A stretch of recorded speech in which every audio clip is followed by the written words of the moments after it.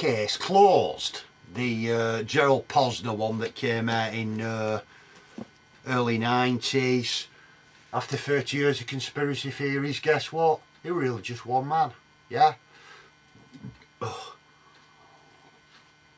But you can't read Case Closed without reading the book that came out the year after, Case Open, by Harold Weisberg, yeah? And I actually, I got this in America, in New York, 20 odd years ago. Coliseum Books, 1771, Broadway, New York. Wonder if it's still there, that bookshop. Anyway, so, yeah, the omissions, distortions and falsifications of Case Closed, where he basically takes it apart, really. There's a lot of things in Case Closed regarding the failure analysis thing, that computer analysis that Posner uses for his book, that he doesn't tell you about, yeah?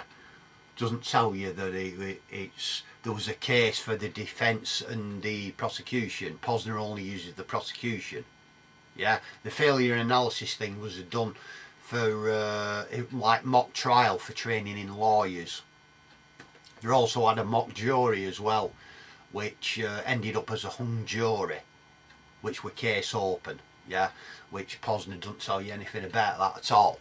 So them are just some of the details in Case Open. So, and Case Closed isn't, I know it's not highly regarded within the JFK assassination literature, as you can imagine, like, you know. So yeah, the Weisberg one, I've not read his whitewashes, but not the world's greatest writer, very chunky his writing style, yeah, but like I say, if you read Case Closed, you've got to read Case Open after it, yeah. So make that on your shopping list. And we're coming to end now, and I've just got this one, which again, got from Waterstones again. I've still not read it. Best Evidence, the David Lifton one, about the autopsy and the initial reports from the people at Parkland and then later at Bethesda, how they were all different, and therefore Lifton's thesis is how it was, the body was altered, yeah. Now, like I said, I might read it this time for 50th anniversary. Whether it's been reissued, whether there's a lot of stuff come to the fore since this were written, I don't really know. Because like I say, I went solid at it for on and off for about nearly 10 years, and then I've kind of got into other stuff, and this is the problem, you've got to continually update yourself, yeah, otherwise you lose some of the info. It's like recently I found out, I didn't know, that when they first found the gun, it was identified as a Mauser rifle, yeah, which is German.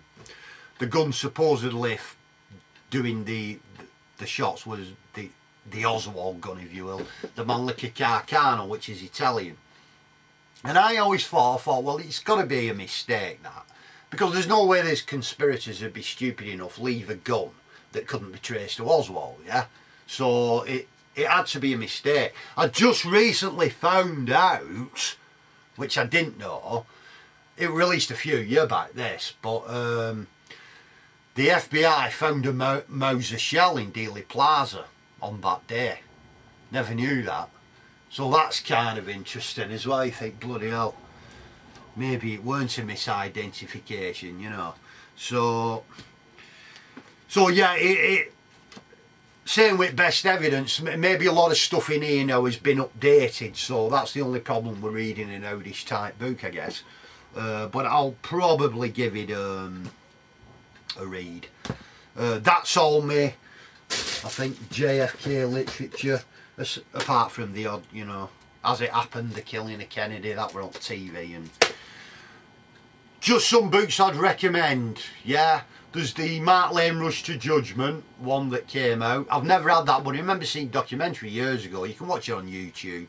One of the earliest ones where he interviews a lot of the Grassing witnesses, yeah. And so it's invaluable, that. There's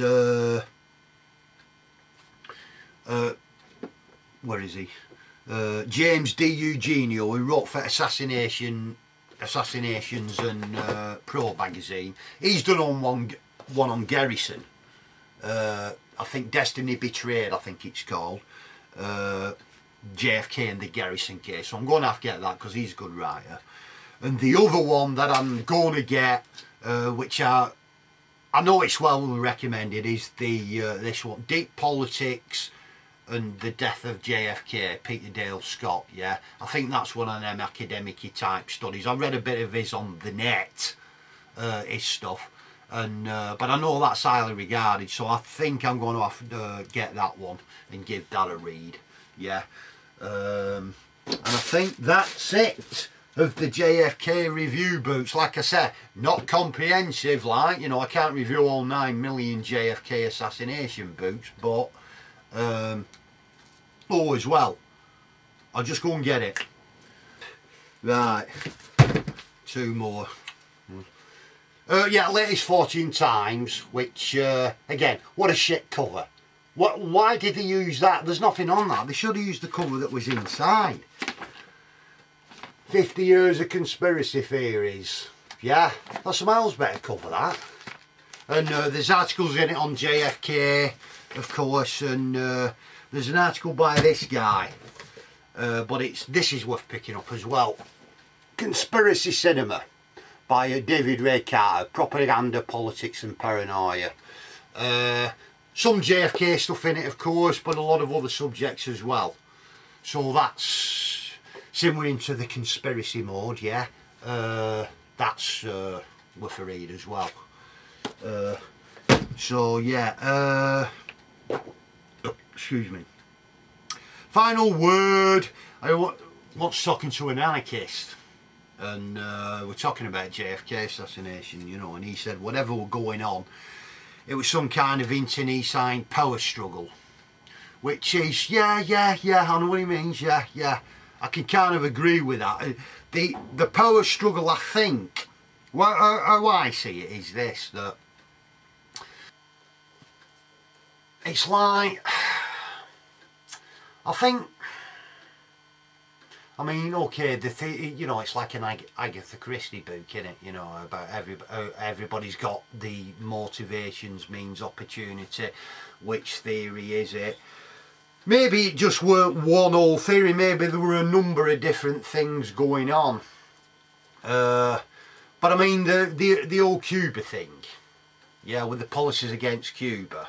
I mean, this is not to do with Castro. But the policies, CIA teaming up with Mafia for assassinate Castro, with anti-Castro Cubans, Alpha 66, all this stuff, yeah. You've got Edgar Hoover writing that memo in early 60s, 60, 61, when Oswald were away in Russia, and he was saying, like, you know, it looks like somebody's impersonating Oswald because this Leon Oswald ordered trucks. I think it were for the Fair Play for Cuba committee. So you've got a link there, yeah. You've got Oswald at 544 Camp Street handing out Fair Play for Cuba committee, yeah. You've got his travels to Cuban and Soviet embassies in Mexico City, yeah. You've got Ruby correcting the guy at the press conference about Oswald being a member for the Fair Play for Cuba committee. What the hell would a low-level bagman type gangster guy in Dallas in 63 know about the intricacies of Cuban politics? Yeah. So you're looking at that, and then the old Bay of Pigs fiasco, bit of a blowback. So they decided for get rid, yeah. And I mean, I know there's other theories. I think John Newman's wrote a few books on Oswald and the CIA and about Kennedy's Vietnam policy, yeah. I've not mega read up on that, so I'm not really mega sure. I don't know. There could have been something to do with it, as well as, you know, the other stuff. I I also think that the mafia most probably were involved at a lower level, because Ruby's shooting of Oswald is very reminiscent of a mafia style hit. Yeah. Very close quarters, handgun, bang, see you mate. Yeah. And as for Oswald, I mean, I don't agree with the central thesis of the movie that everybody and his brother were in on it and the only innocent guy were Oswald. Yeah. Oswald's actions after the assassination, gets out of book depository, tries to get on a bus and all that, and then gets a taxi, and then you've got the Tippett shooting, or the, you know, where they arrest him in the theatre and all this, or, you know. I mean, there are discrepancies in the Tippett shooting as well, but Oswald's actions, you know, just after, suggest flight. Yeah, they aren't the actions of a completely innocent person, because a completely innocent person would have stayed in Dealey Plaza, wouldn't they, and been asking people what's going on, like, you know, what happened and all this.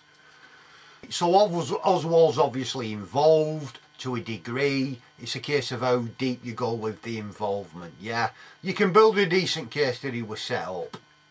Yeah, and also the bullet trajectories as well. Umpteen different bullets. Yeah, first shot misses, second shot goes through Kennedy. Does it go through Connolly as well, or is there another bullet there that'd be free? Yeah, headshot 4. Bullet that hits the sidewalk, it injures James Teague. Yeah, 5. CE 399 that they found it in on stretcher. No way that's gone through 2 bodies. That's 6. That bullet indentation near the manhole cover, you can see the picture of that. Yeah, that's 7. Bullet hole in the windscreen of the limousine, 8. Fascia boarding limousine damage from a bullet, 9. So give or take and all this, I mean, there's no way you can fit all that into 3 bullets and 3 bullets only. Yeah, that's bollocks. So, you know, yeah, yeah, definite conspiracy. Maybe something to do with Cuba thing, yeah. And that's as far as I take it in my layman's type view, yeah.